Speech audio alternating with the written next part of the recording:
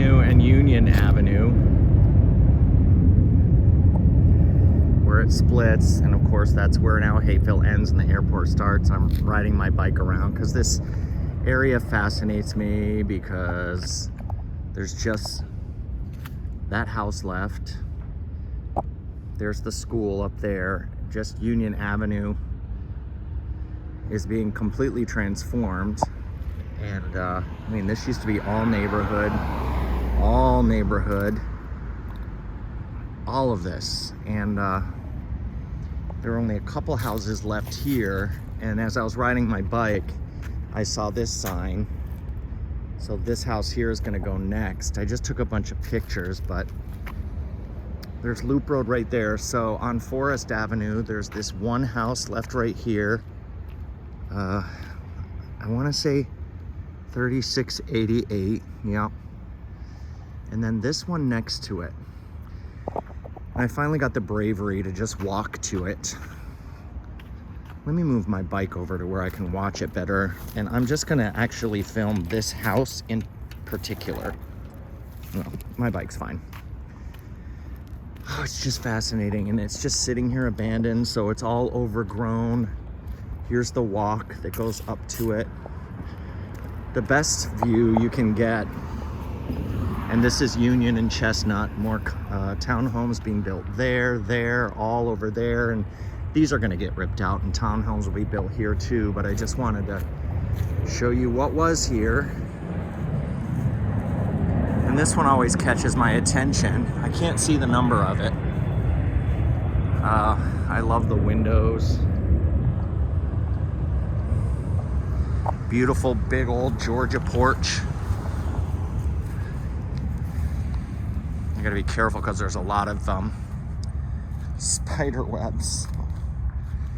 This is all overgrown, but here's the walk. So how many times did someone go out to check their mail? This is what it looks like from the front.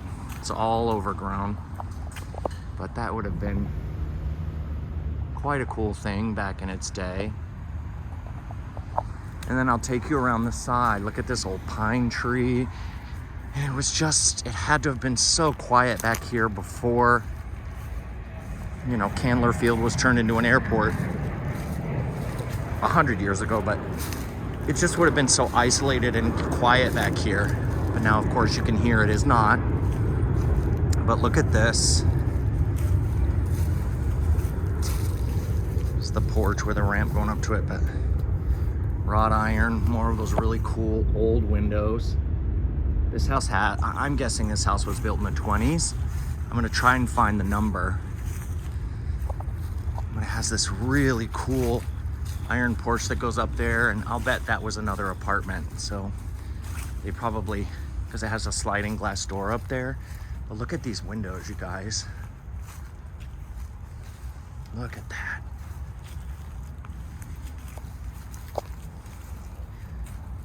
And this is just, I can only imagine the memories that were here. And now it's just gonna be gone. There's, you can see that house from this angle, and then the airport right there, and Loop Road. But because this one in particular, this one too, are literally survived the 1968 to 1970 decimation of this area when the airport took so many of these homes, it just blows my mind that somehow this one and 3688 remained. It just makes me go, how? Ooh, that's a spider web that I almost walked through. But this is an interesting intersection because there's Forest and Union right here. It splits, and then it goes that way to Chestnut and Union. It's just this right here, at least I know in 1916, the Hammett family's home was here. And I learned that from an article I found that had the address of Wilford Hamlet, who was, I think, 12 at the time. He was a paperboy and he lived here in the Hammett family home. And the teacher, Mara Lucy Hammett, hadn't been born yet. She was still like a year or two away. So this was her older brother.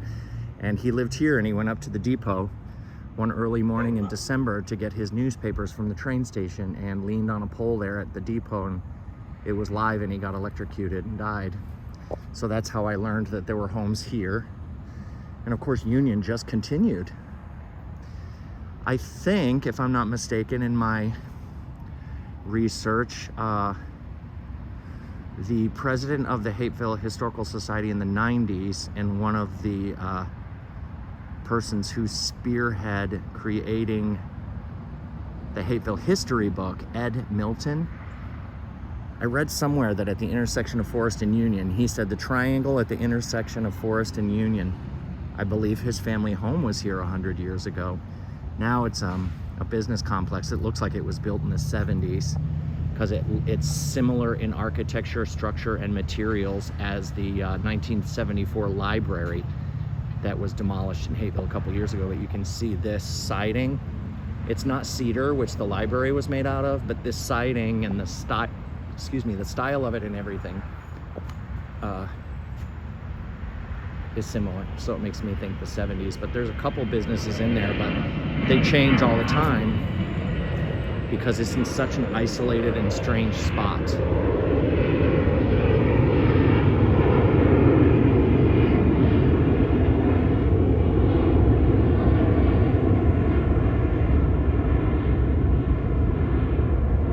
Site. And at the same time I look at that and go, because we have this, we lost all of this, and we're going to lose all of this. This is definitely going to be all townhomes or an apartment. I mean, this is a huge parcel, I'm sure. Somehow the little house at Union and Chestnut here has survived, and it's got construction all around it. Anyway, that's it. It's a beautiful October evening, and I don't know, of all the areas in Hapeville, this area fascinates me, I think, the most because it's hung on for the entirety of the length of my life. I'm 56 years old, so in 1968, that's when the airport started encroaching on the Hapeville neighborhoods, and yet little pieces of this area have clung on.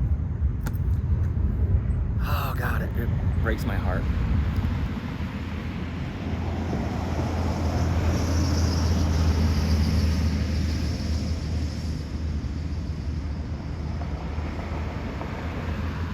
I've never seen that before.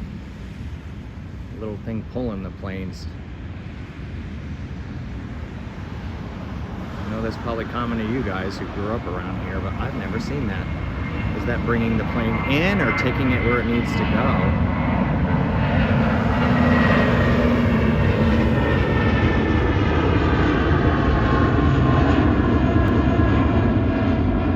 Oh, where I'm at is at Oak Street and Union.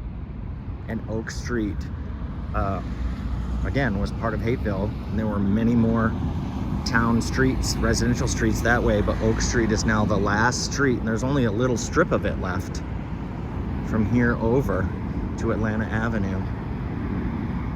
But when you wanted to watch planes, where did you guys go? And now here we are in front of the First Baptist Church on College Street, and watch this. Remember the row of houses that used to be right here? There were like 4 of them, I think, in a row. Now they have added College Circle, it's called.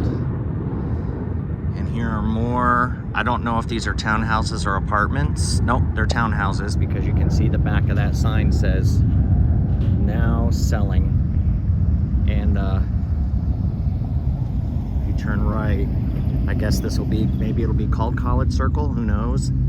There's a little shack they're putting in. And if I look behind me, here's the parking lot for the, I think, for the church. And then the College Street school is back there. But Last time I drove through here about a week or two ago, this wasn't even here. It was just cleared out. Okay, now I'm looking at it from the other direction, and yeah, it's like a circle that starts down there and goes around and comes out right here.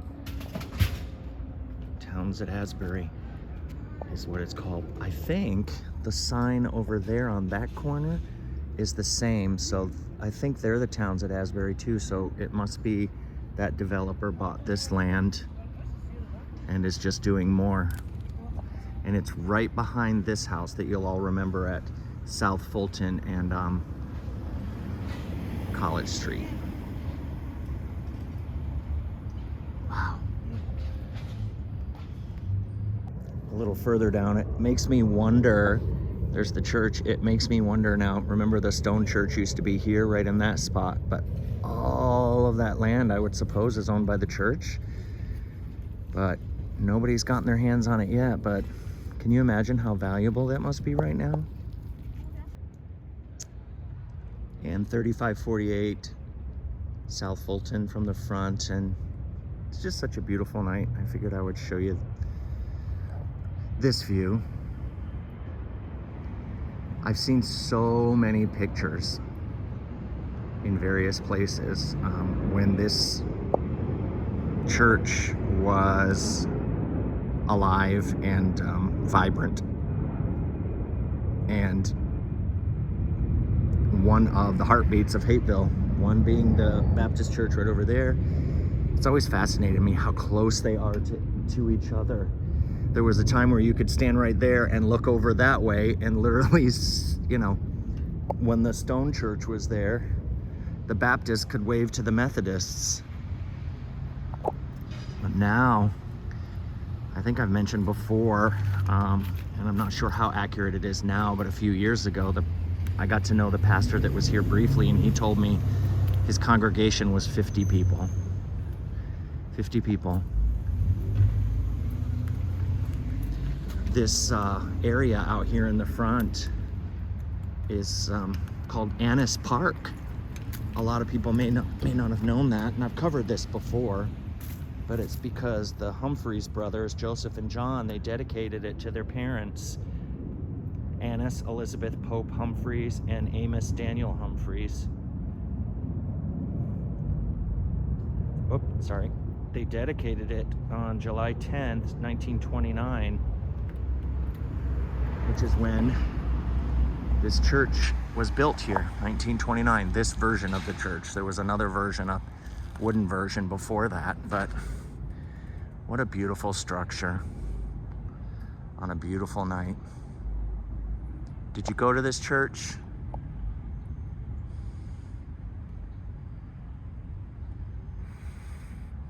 Create yourself a great evening.